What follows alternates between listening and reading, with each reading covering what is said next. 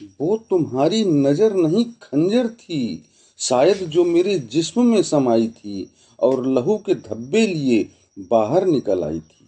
ये शायरी जो आपने अभी सुनी, इसे लिखने वाली शख्सियत बहुत ही खास है। वो अदब की दुनिया का एक बुलंद सितारा थी। वह मुगल शहजादी कृष्ण भक्त भी थी। अदब की दुनिया में उन्हें मखफी के नाम से जाना जाता था। उस शहजादी का असली नाम जेबुन निसा था।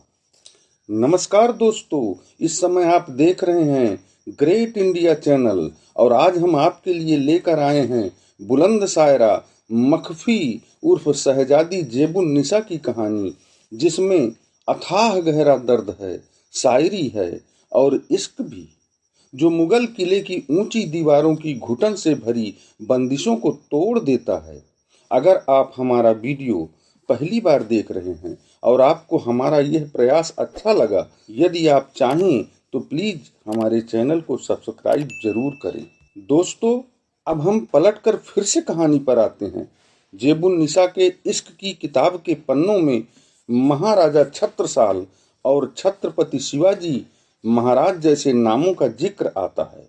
इस कहानी में कृष्ण भक्ति का रस तो है, पर साथ में है एक क्रूर जल्लाद बाप की बंदिशें, जिसका नाम है आलमगीर औरंगजेब। वही औरंगजेब जिसको मुगल शासकों में सबसे अधिक क्रूर और सख्त माना गया है।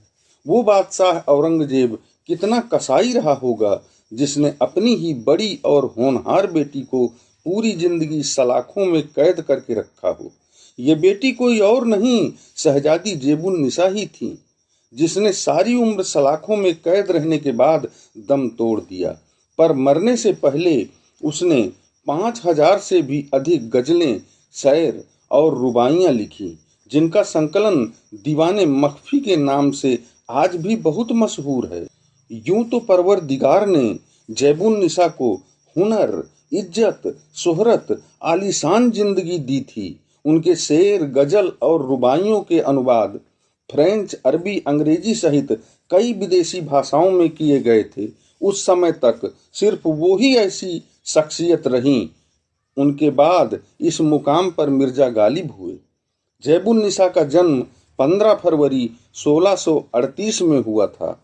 वो आलमगीर औरंगजेब की बड़ी बेगम दिलरस बानो उर्फ राबिया दुर्रानी की बड़ी बेटी थी। जेबुन निसा को 3-4 वर्ष की उम्र में ही कुरान शरीफ कंठस्थ हो गई थी। उसकी शैक्षिक गुणवत्ता, जहीन बुद्धि और सादगी से भरे जीवन से औरंगजेब बहुत ही प्रभावित और खुश रहता था। जेबुन निसा को उसके बड़े ताऊ दारा शिकोह से बेपनाह प्यार मिला।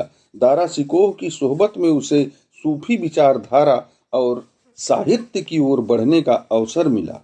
यहीं से उसकी जिंदगी का नया इतिहास शुरू होता है। जेबुन निसा की मंगनी चचेरे भाई सुलेमान शिकोह से कर दी गई, पर कम उम्र में ही सुलेमान शिकोह की मृत्यु हो जाने से शादी हो ही नहीं पाई। जेबुन निसा ने 14 साल की उम्र में ही शायर मखफी के नाम से शेर, गजल और रुबाइयां लिखनी शुरू कर दी थी। वह मुशायरों में भी जाया करती थी, लेकिन किसी को पता नहीं चल पाता था कि मखफी नाम की जिस शायरा को वो सुन रहे हैं, वो बादशाह औरंगजेब की बेटी है। औरंगजेब को शेरो शायरी, वो अदब की दुनिया कतई पसंद नहीं थी। वो तो सिर्फ तलवार की बात ही पसंद करता था। इसलिए शहजादी जेबुन निसा अपनी पहचान छुपा के अदब की दुनिया में मखफी के नाम से पहचान बना रखी थी। शायरी का दौर यूं ही चलता रहा।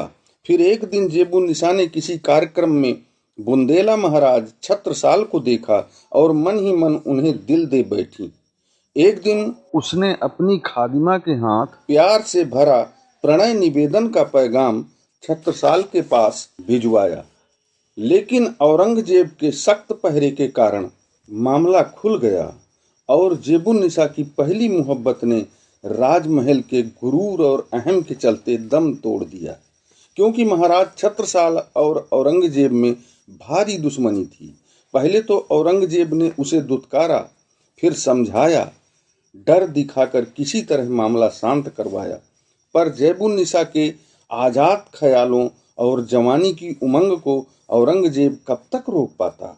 वैसे भी जेबुन्निसा औरंगजेब से विपरीत विचारों वाली शख्स थी। जेबुन्निसा अपने ताऊ दारा शिकोह, जो जेबुन्निसा को बहुत प्यार करते थे, जो औरंगजेब के सगे बड़े भाई थे, उनकी औरंगजेब ने सिंहासन प्राप्त करने की होड़ के चलते निर्मम हत्या कराई थी। जिस घटना ने जेबुन्निसा को झकझोर दिया था, वह मन ही मन औरंगजेब के इस कृत्य से आहत हो चुकी थी। जवानी की दहलीज पर खड़ी जेबुन्निसा को न चाहकर भी एक बार फिर मोहब्बत हो गई। इस बार मराठा महाराज छत्रपति शिवाजी की मर्दानगी और बहादुरी उसके दिल को स्पर्श कर गई। वह शिवाजी के बारे में सोचने लगी। उसके अंदर पनप रही इश्क की चिंगारी उस समय भड़क उठी जब उसे पता चला कि औरंगजेब के बुलाने पर शिवाजी महाराज आगरा आ रहे हैं। उसने अभी तक शिवाजी को देखा नहीं था, सिर्फ उनकी बहादुरी के चर्चे सुने थे। महाराष्ट्र से आगरा तक रास्ते में और आगरा में भी शिवाजी का जनता द्वारा किया गया स्वागत देखकर औरंगजेब जला भुना आगरा के किले में बैठा था। शिवाजी दरबार में आए और किसी बात पर शिवाजी बिना डरे औरंगजेब को चुनौती तक दे डाली थी। भरे दरबार में शिवाजी का इतना बड़ा साहस देखकर जेबुन्निसा शिवाजी के शौर्य और हिम्मत की दीवानी हो गई। इस बार जेबुन्निसा ने कोई पहले जैसी गलती नहीं की और बड़ी ही होशियारी के साथ मौका देखकर अपनी दीवानगी से भरा मोहब्बत का पैगाम शिवाजी तक भिजवा दिया। पर अफसोस, शिवाजी बहुत ही नैतिक और मौलिक विचारों वाले शख्स थे। उन्होंने जेबुन्निसा को अपरिपक्व और अल्हड़ समझकर जेबुन्निसा के प्रेम प्रस्ताव को अस्वीकार कर दिया। यहीं से जेबुन्निसा के दिल में मायूसी भरनी शुरू हो गई। उसके सारे सपने, सारे वो विचार कि हम शहजादी हैं, टूट से गए और वह अपना फोकस अदब की दुनिया की ओर मोड़कर शेरो शायरी में डूबती चली गई। पहचान छुपा छुपा कर जेबुन्निसा मुशायरों में शिरकत करती रहीं। दिन बीतते गए। सनकी और कसाई बाप औरंगजेब, जो हिंदू राजा छत्रसाल से जेबुन्निसा का असफल प्यार पहले ही जान चुका था, ऊपर से कहीं न कहीं मुशायरों में शिरकत करने की खबरें भी मिलने लगीं, तो बेटी से तंग आकर हठी औरंगजेब ने जेबुन्निसा को दिल्ली के सलीमगढ़ किले में कैद करवा दिया।